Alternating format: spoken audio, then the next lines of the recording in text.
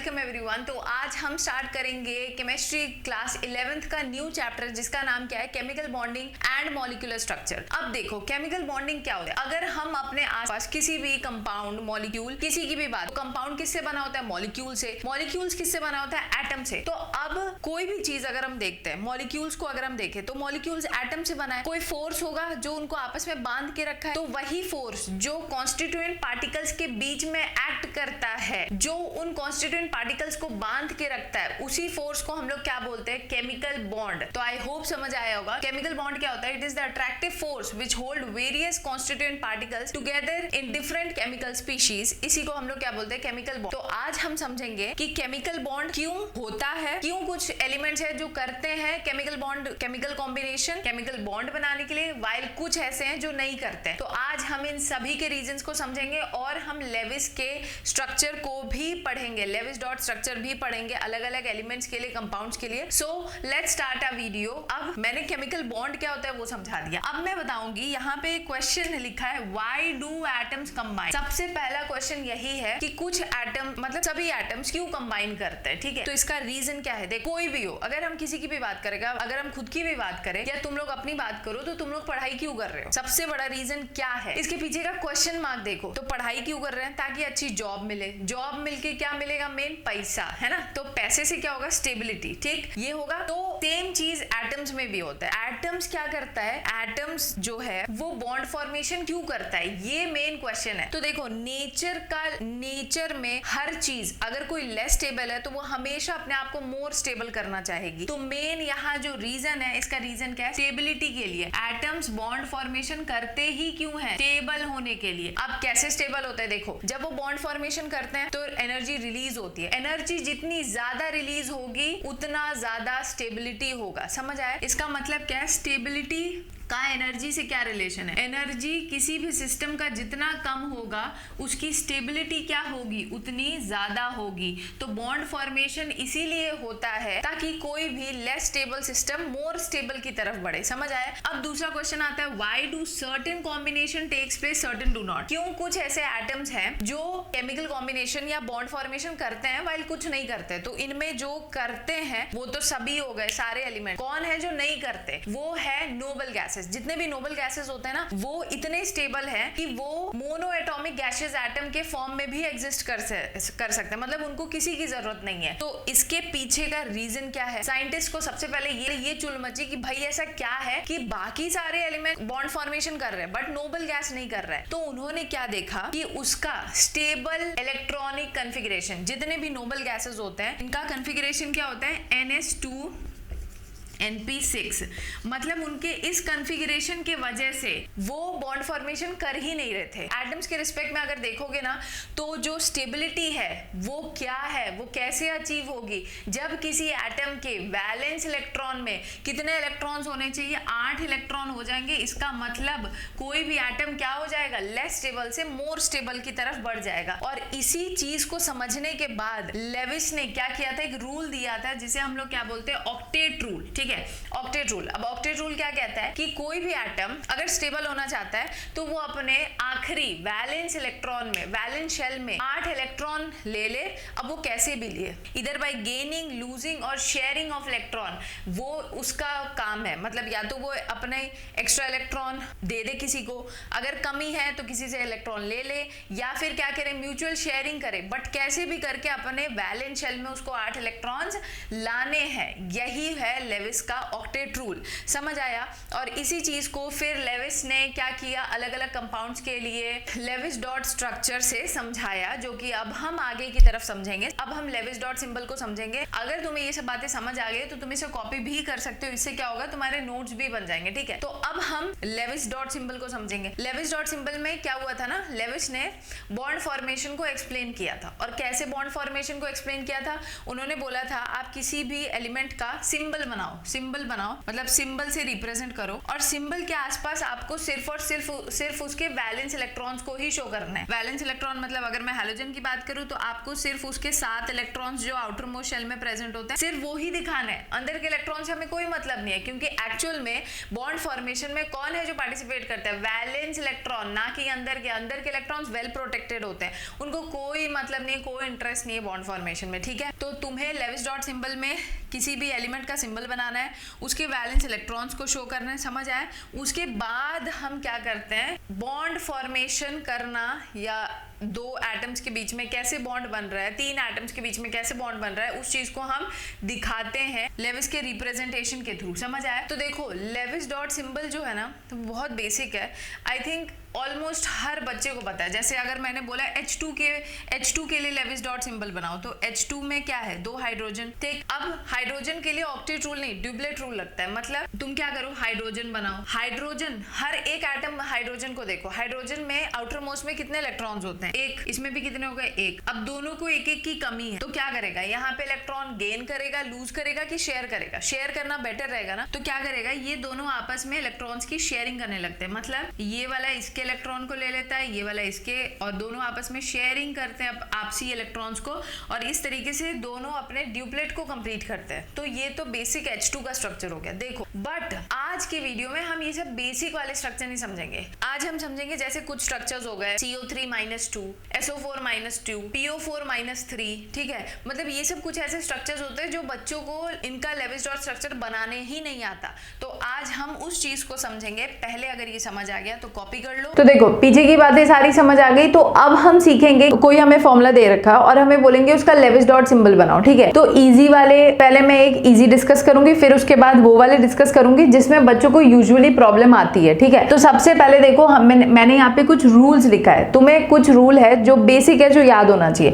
पहला क्या कहता है, कोई भी अगर एग्जाम्पल तुम्हें दे रखा है, जैसे अगर मैंने बोला कि NF3 का लेविस डॉट स्ट्रक्चर बनाओ, ठीक है, ये NCERT में गिवन है। तो अब क्या करो, जो भी तुम्हें फॉर्मूला दे रखा है उसमें तुम पहचानो कौन सबसे लीस्ट इलेक्ट्रोनेगेटिव है। तो लीस्ट इलेक्ट्रोनेगेटिव कौन है? नाइट्रोजन। तो नाइट्रोजन जो है, जो भी स्ट्रक्चर बनाओगे उसमें नाइट्रोजन को सेंटर में रखो। तो नाइट्रोजन को हमने सेंटर में रख दिया, उसके आसपास 3 ऐसे फ्लोरीन बना दो, ठीक। अब क्या होता है कि सेकंड रूल क्या कहता है, calculate the number of electrons available in its valence shell of all atom. हमें क्या कैलकुलेट करना है कि सभी के जितने भी एटम्स है, सबके वैलेंस शेल में कितने इलेक्ट्रॉन्स है उसको कैलकुलेट करो, और उसको हम A से रिप्रेजेंट करते हैं, समझ आया? तो ये कैसे कैलकुलेट करेंगे अभी हम देखेंगे। तो A को कैसे कैलकुलेट करते हैं, तो जितने एटम्स है देखो, कितना नाइट्रोजन का कितना एटम है? 1। तो number of atom multiplied by the number of electron present in its valence shell.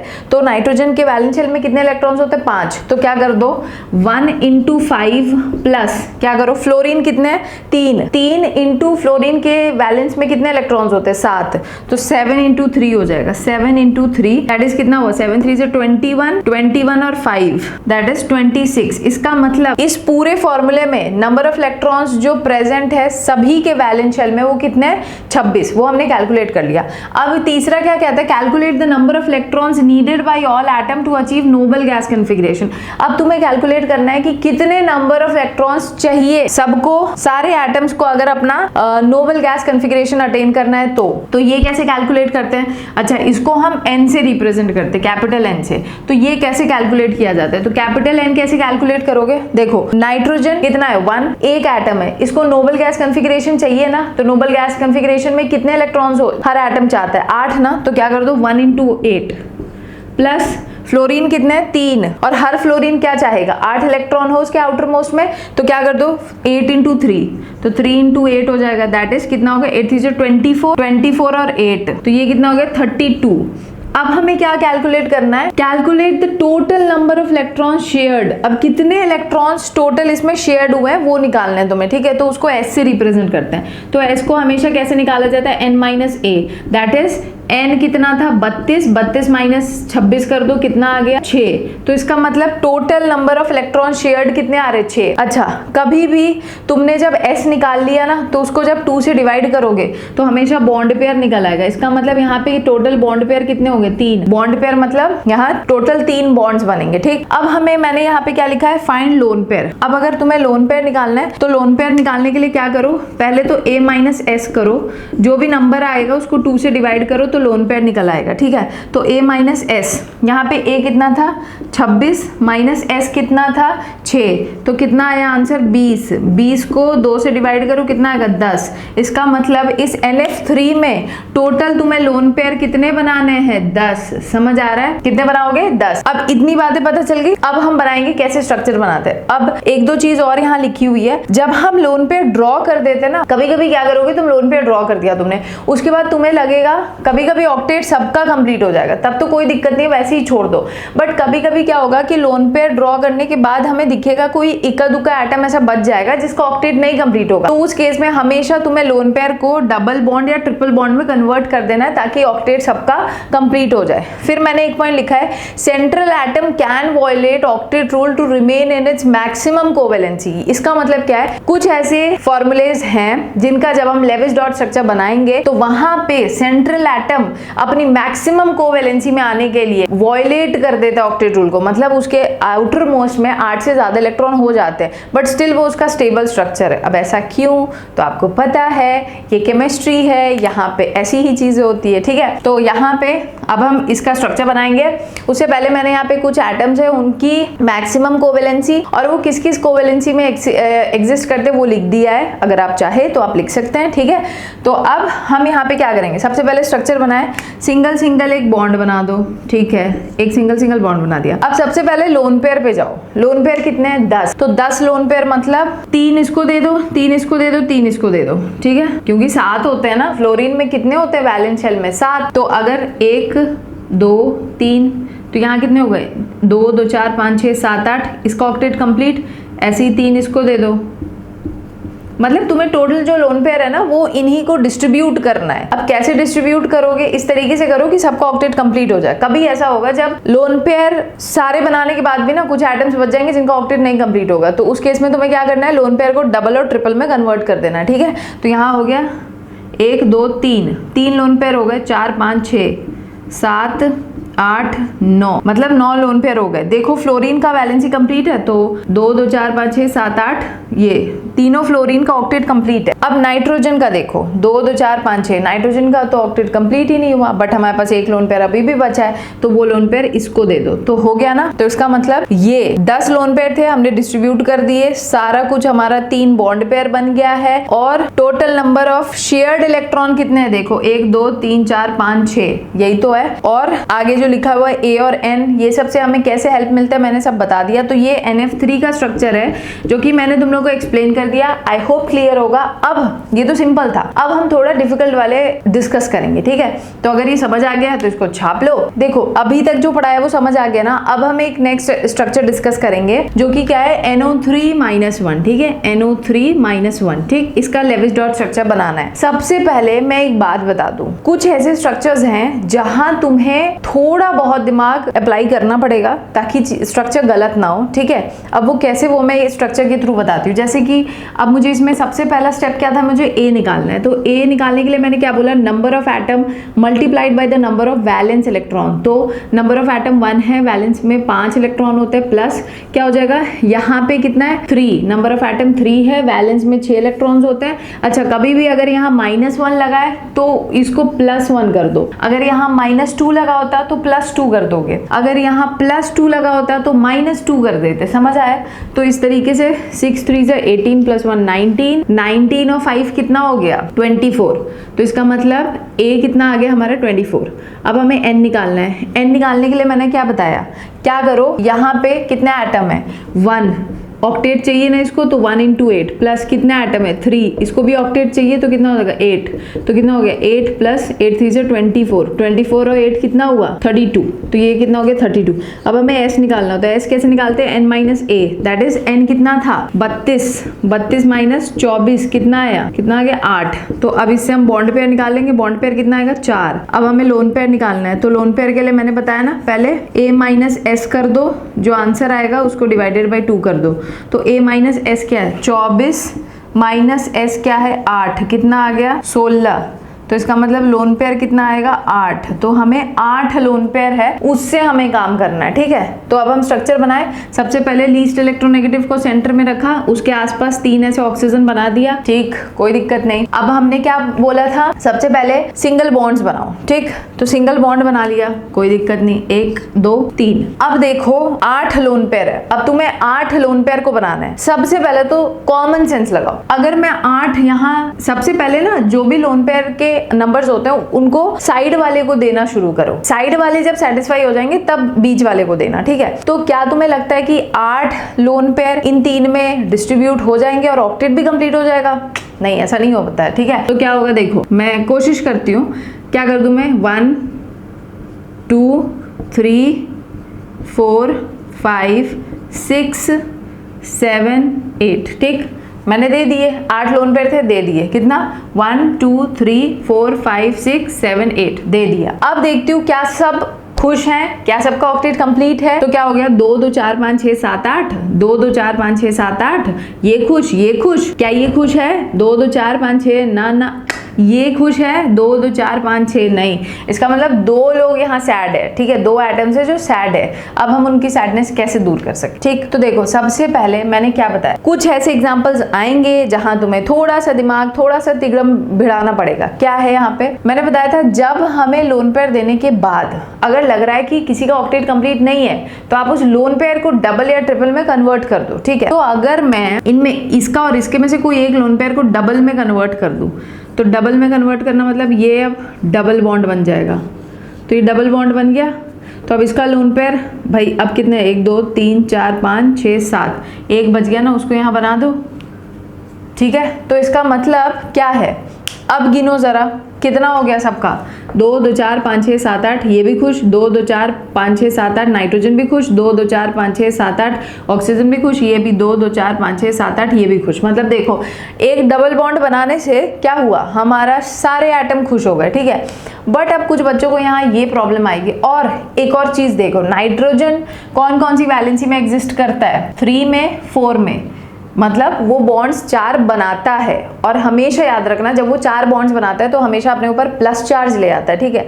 तो यहाँ बॉन्ड्स कितने हो गए, 3 4। अभी जब हम फॉर्मल चार्ज, इसके ऊपर देखना अभी +1 आएगा, वो मैं अभी फॉर्मल चार्ज के थ्रू बता रही हूँ तुम्हें, ठीक है।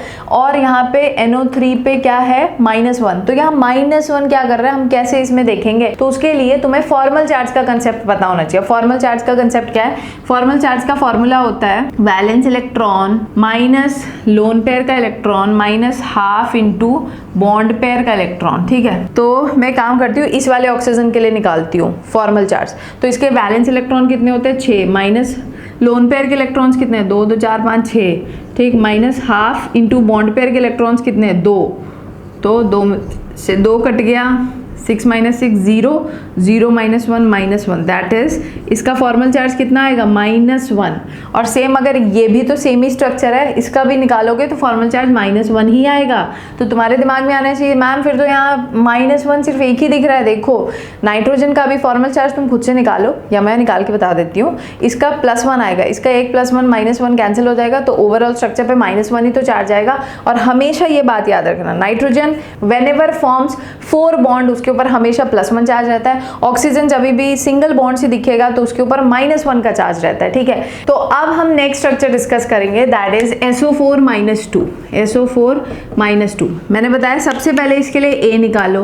A के निकालने के लिए क्या करना है, number of atom multiplied by valence electron, 6 + 4 number of atom into valence electron 6 -2 है, +2 कर दो, क्या आ जाएगा 6 + 26, ये कितना हो गया 32, ठीक। ऐसे ही अब n कैलकुलेट करो। n कैलकुलेट करने के लिए क्या है, कितने नंबर ऑफ एटम्स है 1, ऑक्टेट चाहिए ना, तो 8 प्लस 4 इंटू 8, ठीक है, तो 8 प्लस 4 8 जा 32 40, ठीक। s कैलकुलेट कर दो, n minus A, that is कितना आ जाएगा 40 माइनस 32, कितना आ गया 8 इलेक्ट्रॉन। तो बॉन्ड पेयर कितने होंगे यहाँ पे 4। लोन पेयर कैलकुलेट करना है, a माइनस एस करो, a माइनस एस कितना है 32 माइनस 8 कितना हो गया 24, तो यहाँ लोन पेयर कितना हो जाएगा 12, ठीक है, 12 लोन पेयर होगा, ठीक। अब स्ट्रक्चर बनाओ। सबसे पहले सबसे कम इलेक्ट्रोनेगेटिव वाला सेंटर बनेगा, तो सल्फर बना दिया, उसके आसपास 4 ऑक्सीजन बना दो, ठीक है।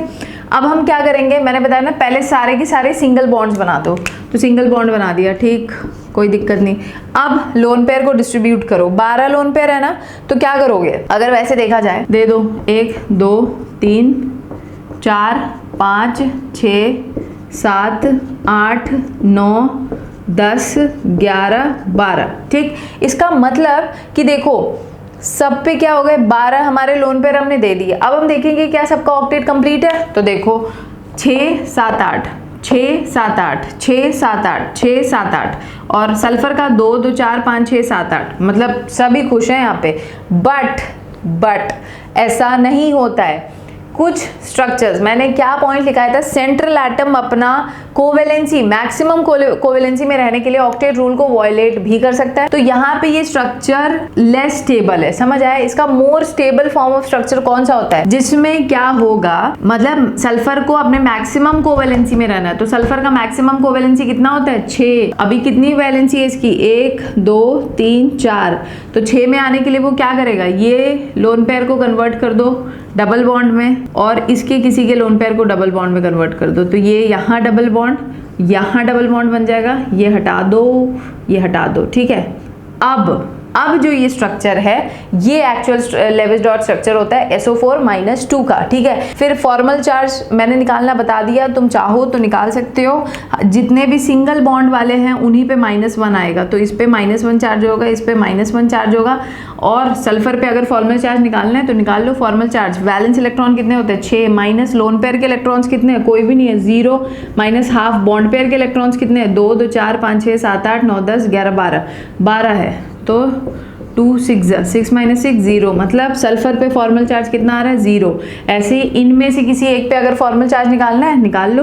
फॉर्मल चार्ज का फॉर्मूला क्या होता है, ऑक्सीजन है, ऑक्सीजन में वैलेंस इलेक्ट्रॉन कितने होते हैं 6, माइनस लोन पेयर कितना है यहाँ पे 1 2 3 4 माइनस हाफ बॉन्ड पेयर कितना है 2 2 4, ठीक है, तो 2 2 6 में से 4 गया 2, 2 में से 2 गया 0, मतलब इसका फॉर्मल चार्ज कितना होगा 0। सेम इसका फॉर्मल चार्ज भी क्या हो जाएगा 0, क्योंकि सेम स्ट्रक्चर है, तो इसीलिए SO4-2 ये होता है इसका एक्चुअल लेविस डॉट स्ट्रक्चर, ठीक है।